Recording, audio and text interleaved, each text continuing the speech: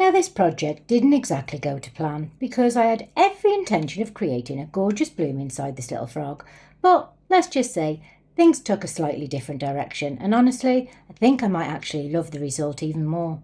So I'm starting off today's frog with some 6mm purple eyes, and I'm just securing them into the mould with a little bit of UV resin.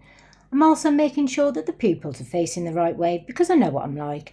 If I didn't check it now, I'd only notice once the whole thing was finished, and trust me, that would drive me insane. So now that my eyes were fully secure, it was time to move on to the next stage.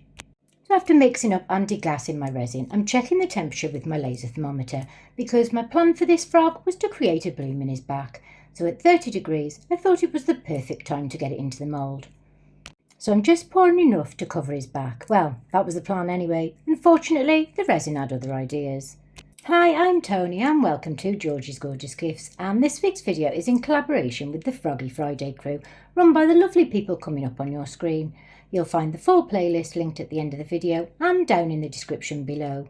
So now let's get back to seeing whether I can actually pull this bloom off. So after popping my bubbles with my trusty long nose lighter, it was time to add my inks. And I've chosen the Let's Resin Purple, Blue and Turquoise. And there's just something really satisfying about watching them do their thing, so I'll leave you with a little bit of music and let you enjoy the magic.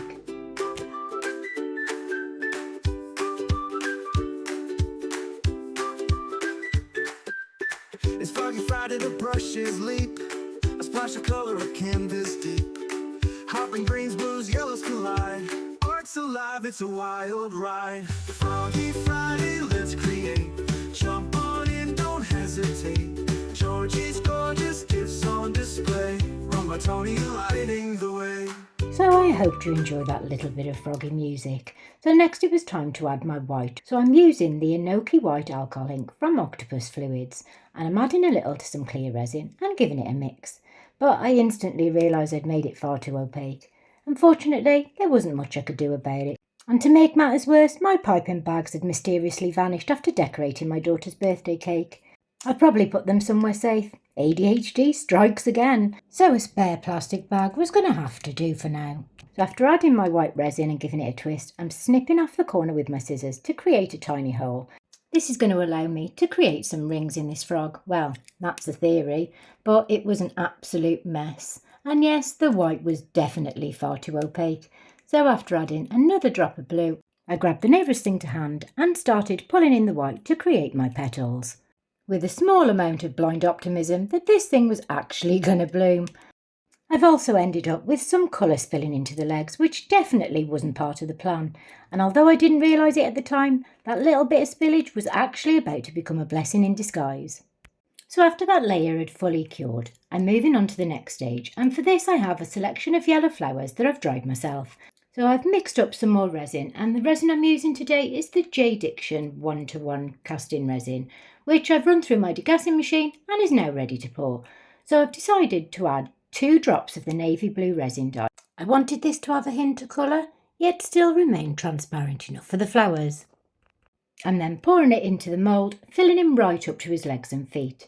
Now, whenever I'm working with flowers and resin, I don't just place them straight into the piece. Instead, I like to fully submerge them in some clear resin first and give them a little bit of a push to release any trapped air bubbles before finally adding them to my actual piece. Trust me, when using flowers, you'll thank me for that tip later. So for the arrangement, I'm placing 1 mini carnation in his head and 2 mini carnations in his back legs before filling in the middle with some smaller flowers. So once I was happy with the arrangement, it was time to leave this layer to fully cure again. So now that this layer was cured, I had a decision to make. My original plan was to add a dark backing, but now I can actually see the piece. It would feel like the flowers are sandwiched between 2 colours, and I really didn't want that effect. So instead of using plain clear resin, I decided to add the tiniest amount of greeny blue interference powder. Then I thought, while we're here, why not add a tiny touch of purple as well? And when I say tiny, I really do mean tiny. But after giving it everything a good mix, it's created this beautiful colour shifting effect that changes from green to purple depending on how the light catches it.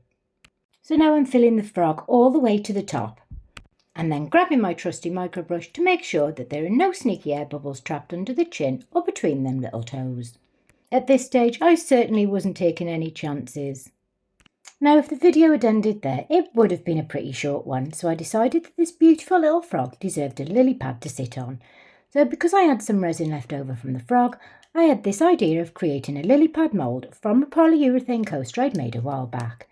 But I'd clearly put way too much resin on here because the resin started to flow off the edge. So after mopping it back up with a baby wipe, I'm pushing out the remaining resin towards the edge and hoping this is going to cure flat. Fast forward to the next day and it's an absolute mess. Fingerprints, fish eyes and all. So safe to say that idea was officially scrapped. But before moving to plan B, it was time to demould this frog. Now if you've ever worked with these moulds, you'll know exactly why I've sped this bit up, because I'm absolutely paranoid about snapping off those tiny little toes. But honestly, I could not believe how pretty this had turned out. And okay, it definitely wasn't a bloom, not even close. But sometimes resin has a funny way of giving you something even better than you originally planned. And those flowers in his head and legs look absolutely beautiful. And those swirls in his back almost look intentional. Even the colour spilling into his legs have turned out to be a blessing in disguise. And I have to say, I am super impressed with that Jade Diction resin because there isn't a single bubble anywhere in this piece. So for plan B, I decided to use this rather large maple leaf. And before doing anything else, I wanted to see what our little frog would actually look like sitting on it. Now, at the minute, this definitely looks like a maple leaf, but I wanted it to look more like a lily pad. So I'm trimming away all the points and rounding everything off, just to give this a more natural shape. Thankfully, this leaf had fully dried and it really held all its colour, so I'm giving it a coat of Mod Podge just to seal everything in. Once one side was dry, I'm turning it over and repeating the process on the back. And because I wanted all those lovely veins to show through, making sure that the Mod Podge hasn't pulled into any of those grooves. And I'm also trying to fix that tear we've got in this leaf. So once both sides are dry, it was time to reinforce it with some UV resin. So I'm applying a really thin layer of the Jade Diction low viscosity UV resin and then scraping away any excess that might be on this leaf. Then under the UV lamp it goes, and after repeating the process on the back, I decided to gently curve the edges upwards just to make it look a bit more like a lily pad. But honestly, at this point, I was just making things up as I went along and hoping for the best. And to my surprise, things were actually working okay. But after spending way longer than I should have done trying to do this, I thought it was time to bring out the big guns. So I'm popping the leaf into my G3 curing machine and giving it a good 10 minutes. And even after all that, it was still a little bit tacky, but that actually worked in my favour because that meant that I could brush on some green interference powder while it was still sticky. And another 20 minutes in the machine and the leaf was finally fully cured. So the next day it was time to add a coat of the epoxy resin, and for this I'm using the Jade Diction 4-hour demould. And I have to say I had far fewer bubbles this time thanks to a tip from some fellow crafters who suggested warming up part B first before mixing, and honestly it's made a massive difference. And off camera I've made these 3 smaller leaves using exactly the same process as the big one because I thought they'd make some nice finishing touches. Next I'm brushing on a thin coat of resin over the front and the back of each leaf before raising them off the tray to stop it sticking from the silicone mat. And once everything was coated, all that was left to do was leave it to fully cure again. Honestly, I think I've spent more time waiting for things to cure than I did actually crafting in this project. So now this had fully cured, but it was still a little bit floppy, and although I was really pleased with how it was looking, I wasn't convinced it was going to be strong enough to support our little frog. So I've mixed up some more Jade Diction 4-hour demould, and this time, after leaving it settle for a little longer, it was even clearer than before. So again I'm brushing on a thin coat onto the front before turning it over and repeating the process on the back. It was then time to flip it back over and pop it on the raised silicone coaster while it cured. Hopefully this time it's going to give me enough strength for our little frog to sit on.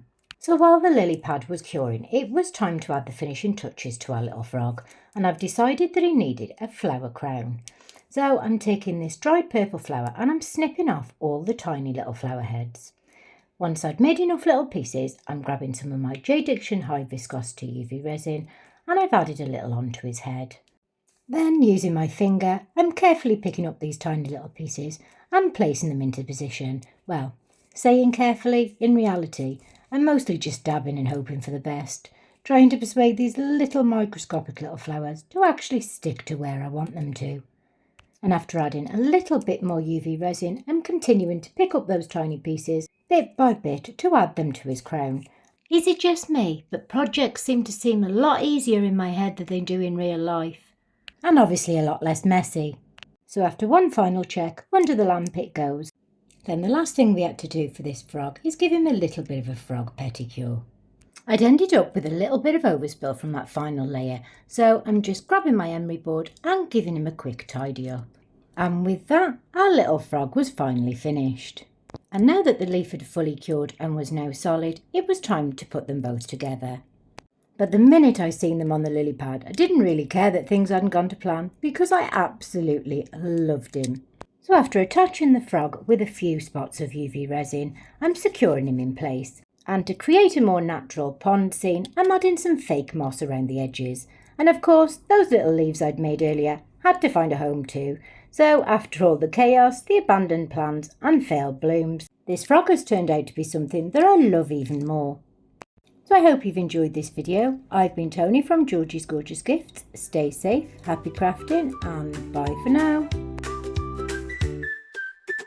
We got beauties and tiny toes, swampy kings and pondside shows. Artists painting frogs so bright, a ribbon revolution in the spotlight. Brushes swirl, the magic flows.